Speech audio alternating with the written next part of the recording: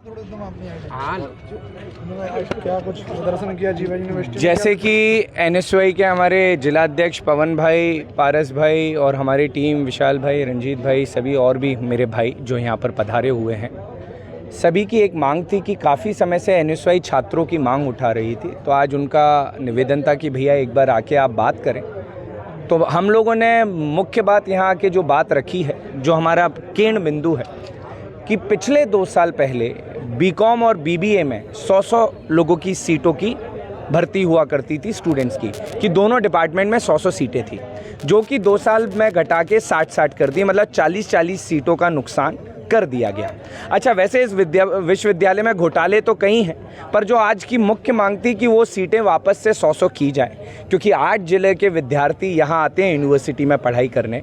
उनके माँ बाप की ये अपेक्षा होती है कि बेटा विश्वविद्यालय में पढ़े, वरना उनको प्राइवेट में फ़ीस भरने जानी पड़ती है, और प्राइवेट कितना महंगा है ये आप और हम सब जानते हैं। दूसरी बात, जो मुख्य बात थी कि जो इनके टीचर्स हैं, फैकल्टी, उसकी इन्हें अथाह कमी है और इनको रिसोर्स की भी कमी है।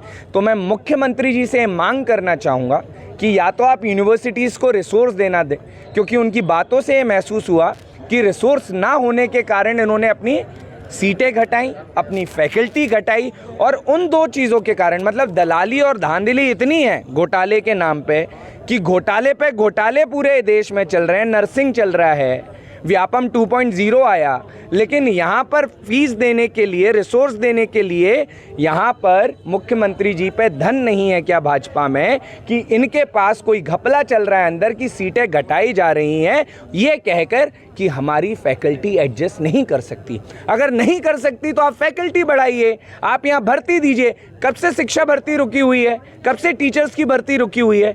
तो कुल मिला के जीवाजी विश्वविद्यालय केंद्र बन चुका है जहाँ पर युवाओं की शिक्षा का शोषण होता है, और हमारा प्रयास है उनकी आवाज़ उठाना और उनके हक की लड़ाई लड़ना, जो एनएसवाई निरंतर यहाँ ज़मीन पर रह के करता है। अभी हम मिले, किस तरह के आश्वासन दिए हैं? उन्होंने कहा है 2 दिन का टाइम मांगा है, तो 2 दिन के बाद हमारी एनएसवाई की टीम आएगी, फिर देखते हैं। और अगर नहीं होता है तो एक आंदोलन के रूप में एक बहुत बड़ी मांग हम लोग इस विश्वविद्यालय में उठाने की करने वाले हैं, और एनएसवाई के साथ यूथ कांग्रेस भी उनका समर्थन देगी। यहाँ पहुंचे, पुलिस भी बुलाई गई। उनको ये लगता है कि हर जगह हल्ला होके काम होता है। कुछ जगह हमें ये भी पता होना चाहिए कि जिस तरीके से आपकी नज़रों में हल्ला गुल्ला से नहीं, हम वो विद्यार्थी हैं, हम भी रहे हैं कि जो पढ़े लिखे तरीके से भी सुलझाना जानते हैं। जी, धन्यवाद।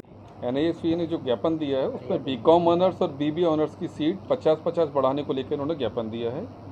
इसमें उन्होंने उल्लेख किया है कि 2 साल पहले बीकॉम ऑनर्स और बीबी ऑनर्स में 100 सीटें हुआ करती थी, जो अब 60 हैं, और इसको उन्होंने पुनः 100 करने के लिए आवेदन किया है। क्या इसमें प्रॉब्लम आ रही है, जिस तरीके से मांग की है, क्या ये संभव है? संबंधित डिपार्टमेंट्स के हेड्स को बुलाएंगे कल, और माननीय कुलपति जी भी कल आ जाएंगे, आज छुट्टी पे हैं, और उसके बाद इनकी मांग पर विचार करेंगे क्या हो सकता है। सर, जिस तरह हाल में नकल के मामले सामने आए, सामूहिक रूप से सामने आए थे, यूनिवर्सिटी ने भविष्य में ऐसा ना हो, उसको लेकर किस तरह का प्लान तैयार किया? एक तो तत्काल उस सेंटर को निरस्त किया है, और संबंधित केंद्र को कार्रवाई के लिए शासन को लिखा है। उसी अनुक्रम में शासन द्वारा कार्रवाई भी की गई है। हमारा फ्लाइंग स्क्वाड लगातार चल रहे हैं। सभी संबंधित जिलों में जो एसपी महोदय और कलेक्टर महोदय हैं, उनसे हम संपर्क में हैं। एडी महोदय भी लगातार प्रयास कर रहे हैं। हमने ये भी दिशा निर्देश जारी किए हैं कि एक्सीलेंस कॉलेज अपने स्वयं के फ्लाइंग स्क्वाड बनाएं और सतत निगरानी करें। तो हम लगातार प्रयास कर रहे हैं कि इस प्रवृत्ति को रोका जा सके।